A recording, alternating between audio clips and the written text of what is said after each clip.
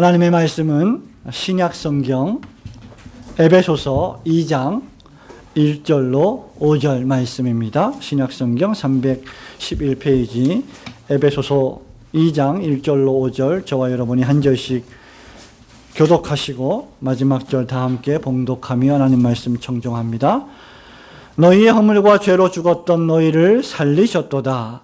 그때 너희가 그 가운데서 행하여 이 세상 풍속을 걷고 공중의 권세자들을 따랐으니 곧 지금 불순종의 아들들 가운데서 역사하는 중이라. 전에는 우리도 다 그 가운데서 우리 육체의 욕심을 따라 지내며 육체와 마음에 원하는 것을 하여 다른 이들과 같이 본질상 진노의 자녀이었더니 우리의 풍성하신 하나님이 우리를 사랑하신 그 사랑을 인하여 다 함께 허물로 죽은 우리를 그리스도와 함께 살리셨고 너희가 은혜로 구원을 얻은 것이라. 아멘.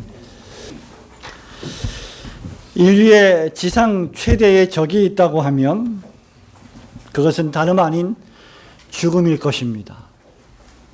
현대의학은 정말로 많은 질병들을 고쳤고 고쳐가고 있으며 또 앞으로도 고쳐갈 것입니다. 그럼에도 불구하고 유독 죽음이라고 하는 질병만은 정복하지 못한 것이 사실입니다. 만일 인간이 죽음을 정복했다면, 그래서 결코 인간이 현대의학으로 죽지 않는다면 아마 적어도 병원이나 장례식장은 존재하지 않았을지도 모릅니다. 질병에 걸려도 죽지 않을 테니 말입니다. 그래서 죽음은 바울이 고린도전서 15장 55절에서 말한 대로 사람을 바늘이나 가시 같은 걸로 신랄하게 찔러서 피가 나게 하고 가슴이 아프게 만드는 쏘는 것과 같은 것입니다. 그 누구도 이 아픔을, 이 피 흘림을, 이 슬픔을 피해가지 못했습니다. 지구상에 존재한 모든 사람들 가운데 죽지 않고 지금까지 살아있는 사람들은 아무도 없습니다. 저와 여러분이 아끼고 사랑하는 사람들 가운데도 살아있는 사람은 전혀 없습니다. 우리의 부모님이 돌아가시고 우리의 자녀들이 죽게 되어 있습니다.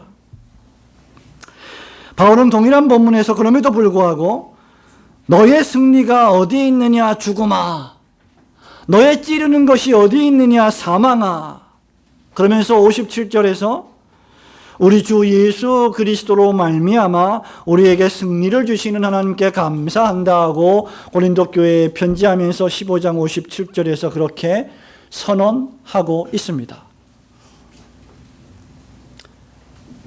왜냐하면 우리 구주 예수 그리스도께서 친히 요한복음 11장에서 내가 곧 부활이요 생명이니 나를 믿는 자는 죽어도 살겠고 무릇 살아서 믿는 자는 영원토록 죽지 아니하리니 이것을 너희가 믿느냐라고 우리에게 선포해 주셨기 때문입니다.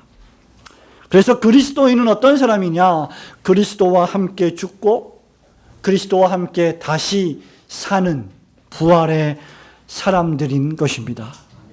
오늘 부활의 이 주일 아침에 그리스도와 함께 살리라는 제목으로 하나님의 음성을 통해 충만한 부활의 은혜를 누리시기를 소원합니다. 그리스도와 함께 살리라. 이 말씀은 무엇보다도 저와 여러분에게 먼저 허물과 죄로 죽어버린 처참한 나의 인간 실존을 보게 만듭니다. 에베소서 2장 1절 함께 읽겠습니다. 시작. 너희의 허물과 죄로 죽었던 너희를 살리셨도다. 5절에도 함께 읽겠습니다. 5절 허물로 시작. 허물로 죽은 우리를 그리스도와 함께 살리셨고 너희가 은혜로 구원을 얻은 것이라. 아멘. 1절과 5절에 보면 동일하게 반복되는 말씀이 있는데 바로 허물과 죄로 사람이 죽었다는 것입니다. 여러분, 이 본문의 말씀에 보면 죽음이란 무엇이냐? 죽음이라고 하는 것은 사람이 태어나서 살다가 활동하다가 늙어가면서 자연 발생했다가 자연이 소멸되는 것이 아니라 허물과 죄의 결과라는 것입니다. 허물과 죄는 무엇입니까? 저와 여러분이 죽는 죽음의 원인입니다. 성경은 자연인으로서의 인간이, 모든 사람이 죽었다라고 말합니다. 2장 1절에 너희의 허물과 죄로 죽을 뻔했던 자가 아니라, 죽어가고 있는 것이 아니라 죽었다라고 과거형으로 말하고 있습니다. 우리가 죽었다는 것이 무엇입니까? 성도 여러분, 우리 학생 여러분, 자녀 여러분, 우리가 죽었다는 것이 무엇입니까? 여전히 우리가 지금도 생각하고 있고 말하고 있고 행동하고 있고 먹고 마시고 있는데 성경은 우리에게 죽었다라고 말하고 있습니다. 우리가 여전히 직장을 다니고 사업을 하며 돈을 벌고 명예를 추구하고 물질을 추구하는데 죽었다라고 말합니다. 저와 여러분의 영적인 생명이 죽었다는 것입니다. 비록 우리가 열심히 일하고 땀 흘리고 먹고 마시고 직장을 다니고 사업하고 아침부터 저녁까지 월요일부터 금요일까지 공부하고 친구를 만나고 혈기왕성하게 활동하고 있지만 영적으로 죽어버렸다는 것입니다. 그 원인이 무엇입니까? 하나님을 대적하고 불순종한 허물과 죄 때문이다 라고 바울은 밝히고 있는 것이죠. 그 결과 영적 생명이 죽었고, 그 영적 생명이 죽어버린 그 결과 우리의 육신의 생명도 죽어가고 있다는 것입니다. 그래서 우리가 육신의 생명으로 호흡하고 살아가고 있지만 이것은 산 것이 아니요 엄밀히 말하면 죽은 것이고 그 결과 죽어가고 있다는 것이 바울의 논지입니다. 예수님을 믿고 중생받지 못한 모든 자연인들, 모든 비신자들이 이런 상태에 처해 있습니다. 예수를 믿는 저와 여러분들 역시 예수를 믿었음에도 불구하고 죄의 연약과 그 부패성으로 말미암아 우리의 육신이 후패해져 가고 있는 것도 역시 사실입니다. 영적으로 죽은 사람의 결과를 여러분이 보고 싶으십니까? 여러분이 앞으로 잠깐 후에 처할 그 결과를 보고 싶으십니까? 아니, 여러분은 이미 수없이 보고 있습니다. 장례식장에 가 보십시오. 여러분의 선친이, 여러분의 조부모가, 여러분의 부모님이 묻혀있는 무덤을 가 보십시오. 사람이 영적으로 죽었다라는 것을 확인하고 싶으십니까? 그 장례식장과 무덤에 가서 여러분의 부모님에게, 여러분의 조부모에게 말을 걸어 보십시오. 그들은 더 이상 대답할 수가 없습니다. 그들은 생각할 수도 없습니다. 여러분의 따뜻하고 사랑스러운 음성에 대꾸할 수 없는 존재들입니다. 그들에게는 의식이 없고 정신이 없습니다. 그들은 죽었습니다. 그래서 우리가 장례식장에 갈 때마다, 산소에 갈 때마다 우리의 마음이 슬픈 것입니다. 제 아무리 지극한 효심을 가진 자녀도 죽어버린 부모의 죽음을 되돌릴 수는 없는 법입니다. 제 아무리 나의 장례식장에 수천 수만 명의 조문객이 몰린다 할지라도 그 조문객들이 나를 다시 살릴 수는 없습니다. 인간의 전적 무능력이 무엇일까요? 죽어가고 있는 사람을 보면서 살릴 수 없는 처절한 무능력, 그것이 바로 인간의 전적 부패의 모습입니다.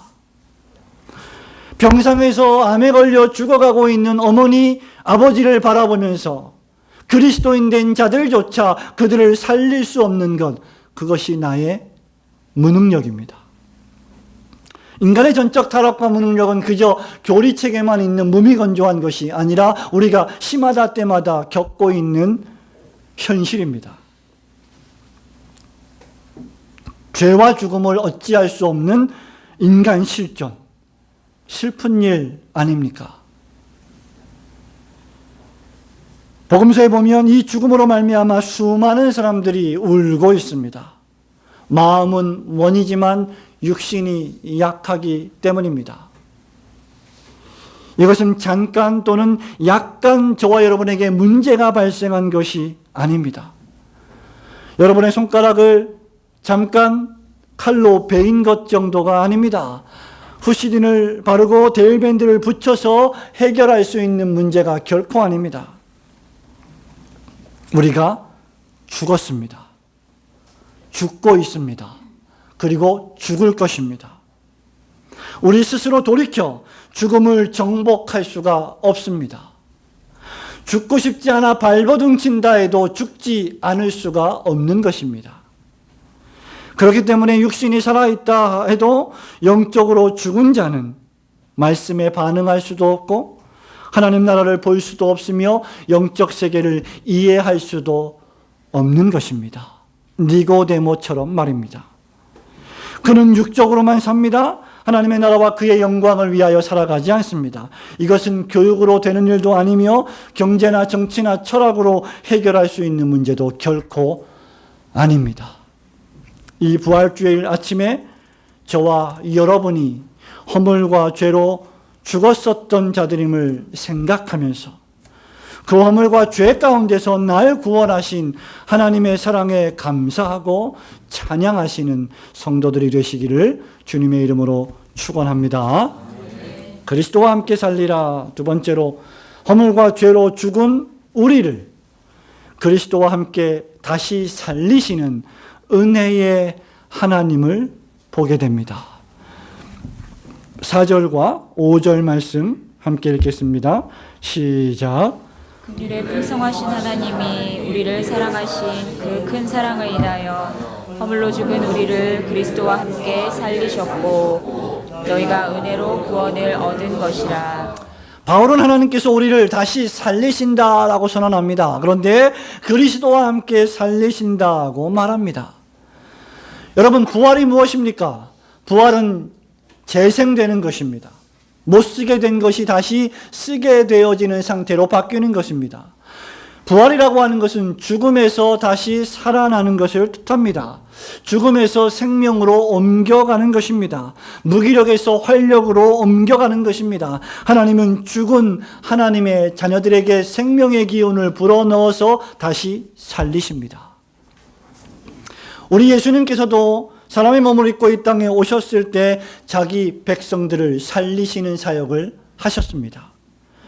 회당장 야이로의 딸의 죽음 앞에서 울지 말라 하십니다. 죽음은 슬픈 것입니다. 그래서 울게 되어 있습니다. 그러나 우리 주님은 너희들이 울 필요가 없다. 너희들은 울지 않아도 된다라고 말씀하십니다. 내 오라비가 다시 산다 라고 마르다와 마리아에게 죽은 오라비 나사로 앞에서 슬퍼하던 그들을 위로하십니다. 심지어 십자가에 돌아가시고 무덤에 장사 지낸 바 된 예수님의 무덤가에서 부활절 아침에 예수님의 시신을 찾으러 왔던, 그래서 슬피 울고 있었던 마리아에게 너 어찌하여 울고 있느냐? 너 왜 울고 있느냐? 너 왜 슬퍼하고 있느냐? 라고 우리 주님께서 마리아를 책망하시듯 위로하고 계십니다. 그리스도와 함께 다시 사는 자는 죽은 것이 아니라 지금 잠자고 있는 것입니다. 여러분의 부모님들이 예수 그리스도를 영접하고 기꺼이 환영하고 평생을 주의 나라와 그의 영광을 위하여 살다가 돌아가셨습니까? 죽은 것이 아니라 자고 있는 것입니다. 다시 살아나실 것입니다. 우리 하나님께서 그리스도 예수를 부활시키신 것처럼 저와 여러분의 부모님들도 다시 살려주실 것입니다. 주님은 친히 사람들에게 내가 부활이다, 내가 생명이다, 나를 믿는 자는 죽지 아니할 것이다. 죽어도 다시 살 것이다 라고 친히 약속해 주셨습니다. 그렇다면 참된 신자는 저와 여러분을 살리시는 부활의 주님 앞에 나와야 합니다. 성도 여러분, 저는 설교하면서 첫 번째 대지에서 저와 여러분이 죄와 허물로 죽었고 모든 자연인들이 영적으로 생명이 없기 때문에 하나님의 말씀에 반응하지 못하고 회개하지 못하고 주님 앞에 나오지 못한다고 말씀드렸습니다. 그럼에도 불구하고 어떻게 부활의 주님 앞에 나오라고 설교할 수 있다는 것입니까? 죽은 자가 어떻게 주님 앞에 나올 수 있다는 말입니까? 그러나 이것은 주님이 우리에게 하신 말씀이고, 구약의 선지자들이 수없이 선포한 말씀이고, 신약의 사도들이 주 예수를 믿으라 그리하면 너와 내 집이 구원을 얻으리라고 선언한 말씀입니다. 그리고 오늘날의 모든 신실한 설교자들이 선포해야 할 하나님의 말씀입니다. 부활이요 생명이신 주님의 메시지를 모든 신실한 교회는 설교해야 합니다.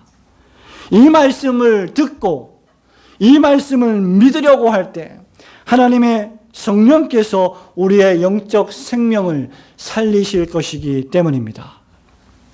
우리는 철저하게 죽은 자들이지만 하나님께서는 그리스도와 함께 우리를 신비하게 다시 살리십니다. 우리는 죽지만 그리스도는 다시 사십니다.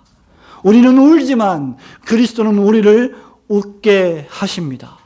영적으로 우리는 죽은 자들이지만 영적 생기를 주님은 회복시켜 주십니다.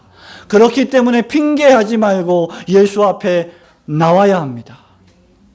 이것은 신자가 가진 생명의 신비입니다. 여러분이 살고 싶으시면 부활의 주님 앞에 나오시기를 축원합니다. 우리도 자연인과 마찬가지로 허물과 죄로 죽었지만 성령의 역사하심으로 우리 영혼 속에 새로운 생명의 능력이 심겨졌습니다. 그래서 우리도 잠시 잠깐 후에 죽지만 그러나 영원히 죽지 않고 다시 살아날 것입니다. 우리도 죽음이 두렵지만 그러나 결코 죽음을 두려워하지 않습니다. 우리도 세상 사람들과 비슷하게 살아가지만 똑같이 살지는 않습니다. 우리의 생명이 살아났기 때문입니다. 우리의 영적 생명 속에 신비한 생명의 씨앗이 심겨졌기 때문입니다. 그리고 마지막 날에 부활하실 그 모든 성도들을 다시 불러내실 주님이 우리에게 다시 오시고 재림하실 것이기 때문입니다. 성도 여러분, 무덤에서 썩지 않고 부활의 몸으로 우리는 다시 살아날 것입니다. 육체의 부활을 믿지 않고 영혼만 영원히 살 것이라고 하는 생각은 비성경적이며 전혀 복음을 믿지 않는 것과 같습니다. 우리의 육신은 부활합니다. 영체, spiritual body, 영체의 몸으로 신비한 영의 몸을 가지고 다시 살아날 것입니다. 그 크신 사랑으로 죽었던 우리를 다시 살리신 하나님의 은혜를 기억하고 부활의 날을 사모하며 영적 생기로 충만한 성도들이 되시기를 주님의 이름으로 축원합니다. 그리스도와 함께 살리라. 결론적으로 하나님의 은혜로 살아난 신자들은 새 인생을 살아야 합니다. 2절과 3절 말씀 함께 읽겠습니다. 시작. 그때 너희가 그 가운데서 행하여 이 세상 풍속을 쫓고 공중의 권세 잡은 자를 따랐으니 곧 지금 불순종의 아들들 가운데서 역사하는 영이라. 전에는 우리도 다 그 가운데서 우리 따라 지내며 육체와 마음에 원하는 것을 하여 다른 이들과 같이 본질상 진노의 자녀이었더니. 아멘. 바울은 본문 2절과 3절에서 허물과 죄로 죽었던, 즉 영적 생명이 죽어버린 사람의 삶이 어떠한지 그 모습을 적나라하게 묘사하고 있습니다. 그것은 무엇입니까? 세상 풍속을 쫓는 것이죠. 공중 권세 잡은 자, 즉 사단과 마귀의 삶의 방식을 따라가는 것입니다. 그것은 바로 바울이 말하기를 불순종의 아들들 가운데 역사하는 영을 쫓아 산다는 것이었습니다. 3절에 보면 그런 삶이 육체의 욕심을 따라서 육체의 본성대로, 즉 죄의 본성대로, 죄의 본성이 나를 이끌고 가는 대로 방임하는 내 마음대로 살아가는 삶의 방식을 뜻합니다. 이것이 영적 생명이 없는 죽어버린 사람들의 삶의 모습이고 저와 여러분이 예수님을 영접하기 전의 삶의 모습이었다라고 바울은 말하고 있습니다. 말하자면 허물과 죄로 죽어버린 삶입니다. 영적 생명이 없는 삶입니다. 이런 사람들의 특징이 무엇입니까? 죄를 좋아하고 즐거워한다는 것입니다. 죄를 지어도 불편하지 않다는 것입니다. 전혀 부담을 느끼지 않는다는 것입니다. 이런 사람들은 죄를 짓는 일에 결코 불편해하지 않습니다. 진실을 싫어하고 거짓말을 좋아합니다. 왜냐하면 그들의 아비가 마귀이기 때문입니다. 하나님을 기쁘시게 하는 삶에 대해서는 전혀 생각조차 하지 않습니다. 영원한 생명, 영원한 세계에 대해서는 전혀 인식할 수가 없습니다. 주의를 기억하여 거룩히 지키라는 명령은 무시합니다. 하나님의 나라와 그분의 명예와 영광을 위하여 살지 않습니다. 살아가는 것은 그저 눈에 보이는 이 세상이 전부라면서 영원한 생명의 삶을 준비하지 않습니다. 그렇기 때문에 이 사람들은 예배당에 앉아 하나님을 경외하며 예배하는 일이 거추장스러운 일이며 시간 낭비라고 생각하는 것입니다. 그러나 하나님의 은혜로 그리스도와 함께 우리를 다시 살리시면, 그래서 우리 영혼 안에 영적 생명이 들어오면 이제 정반대가 됩니다. 회개하고 예수를 구주로 믿는 신자에게 이제 죄는 보기만 해도 혐오스럽고 거추장스러운 것으로 변해버립니다. 죄를 지을 때마다 양심이 가책을 받고 영혼이 불편함을 느낍니다. 그래서 거짓말을 미워하게 되고 거짓말을 하게 되는 자리를 피하게 되고 진실을 추구하게 됩니다. 예수님을 영접하기 이전에 나를 즐겁게 해주었던 죄의 쾌락으로 다시 돌아가는 것을 수치스럽게 여기고 혐오스러운 것으로 여깁니다. 어떤 의미에서 예수를 믿고 나서 여러분의 세상의 친구들이 끊어져 나가고 떨어져 나가는 것은 지극히 당연하고 자연스러운 현상입니다. 우리 스스로 그들을 떠날 필요가 없지만 우리의 영적 생명 안에서 그들과의 적절한 관계와 거리를 두게 만드는 것이 새로운 생명의 능력입니다.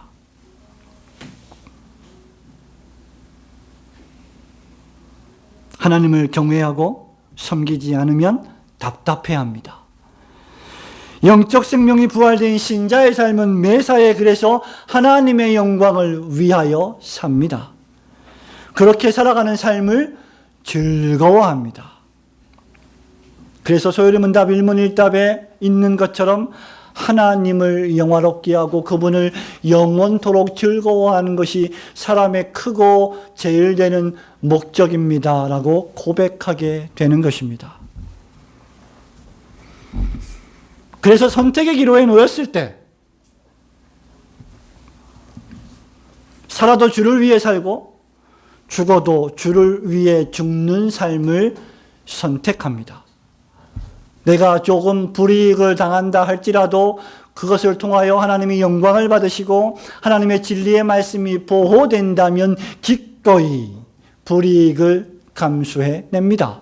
핍박과 환난을 견디어냅니다. 심지어 생명의 위협의 순간에도 그렇게 하게 됩니다. 여러분, 이것이 바로 바울이 말하는 부활된 옛사람을 벗어버리고 새사람을 입는 신자의 삶입니다. 성도 여러분, 여러분은 과연 진정으로 새 사람의 옷을 입고 계십니까? 크게 아멘 못해도 여러분 마음속에 주의 성령께서 우리에게 입혀주신 의의 흰옷을 입고 있다고 우리는 굳게 믿습니다. 우리 주님께서는 친히 그 앞에 즐거움을 위하여 수치, 십자가의 모욕, 십자가의 죽음을 참고 인내하셨습니다. 그렇다면 저와 여러분도 과연 그렇게 살고 있는가? 땅에 있는 즐거움을 위해서 부끄러움을 개의치 않는 수많은 부끄러운 사람들처럼 세상 사람들과 똑같이 살고 있지는 않은가? 하늘 영광을 위해서 자기 십자가를 인내하며 지고 있는가? 끊임없이 주의 은혜로 옛사람을 벗어버리는 사투를 벌이고 있는가? 내가 과연 지금 새 사람을 입었는가? 끊임없이 주의 은혜로 옛사람을 벗고 있는가? 우리는 생각해야 합니다. 우리는 이 부활주일 아침에 이 부활절을 그저 하나의 절기로 치부하며 지켜서는 안 될 것입니다.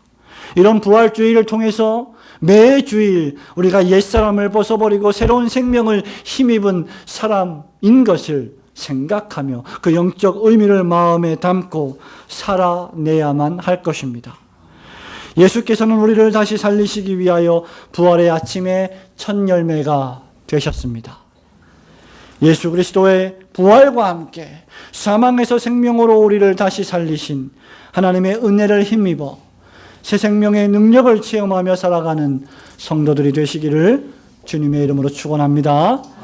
성도 여러분, 말씀을 맺습니다. 그리스도의 죽음에서의 부활은 실로 신자의 능력이 되어야 합니다. 신자는 부활하신 그리스도의 역사성을 추호도 의심하지 않는 자입니다. 그렇기 때문에 사실 매주일 주님의 부활의 의미를 마음에 깊이 생각해야 합니다. 그런데 우리는 그렇게 하지 않습니다. 그럼에도 그렇게 하지 못하는 우리의 모습을 볼 때 이런 부활주의를 맞아서 다시 한번 우리의 육체를 죽이고, 즉 세상 풍속을 쫓아가는 부패한 죄성을 버리고 우리 안에 있는 영적 생명을 살리는 기회로 선용해야 할 것입니다. 얼마 전 우리 교회를 방문했던 이순구 목사님은 자신이 쓴 책 한국교회가 나아갈 길에서 부활절에 대하여 이렇게 말합니다. 우리는 부활절을 맞아서 혹시 우리가 1년에 한 번씩만 부활의 의미를 생각하려고 하지 않았는지 깊이 반성해야 합니다. 아니, 어쩌면 우리는 1년에 한 번도 부활의 진정한 의미를 생각하지 않으려고 했을 수도 있습니다. 사실 우리는 주님의 부활을 매주일 기념하는 것입니다. 우리의 매 순간이, 매일이, 그리고 매주일이 이렇게 부활의 의미로 충만한가를 이번 부활절에 우리 모두 깊이 있게 스스로 물었으면 합니다. 라고 쓰고 있습니다. 이런 의미에서 부활주의를 맞아서 부활의 의미를 생각하지 않는 것만큼이나 매주일 부활의 의미를 깊이 있게 생각하지 않는 것 역시 깊이 반성해야 할 일일 것입니다. 부활주일은 매주일 부활의 깊은 의미를 되새길 수 있는 유익한 기회로 선용해야 합니다. 하나님께서 허물과 죄로 죽은 우리를 당신의 무한하신 사랑으로 그리스도와 함께 다시 우리를 살려주셨습니다. 그러므로 다시 살리심을 받은 저와 여러분은 죽음의 길을 떠나시기를 소원합니다. 부활의 주님께서 다시 재림하셔서 영원토록 우리와 함께 사실 그날까지 이제 이 세상 풍속을 버리고 오직 하나님의 나라와 그분의 영광을 위하여 살아가시는 성도들이 되시기를 주님의 이름으로 축원합니다. 아멘.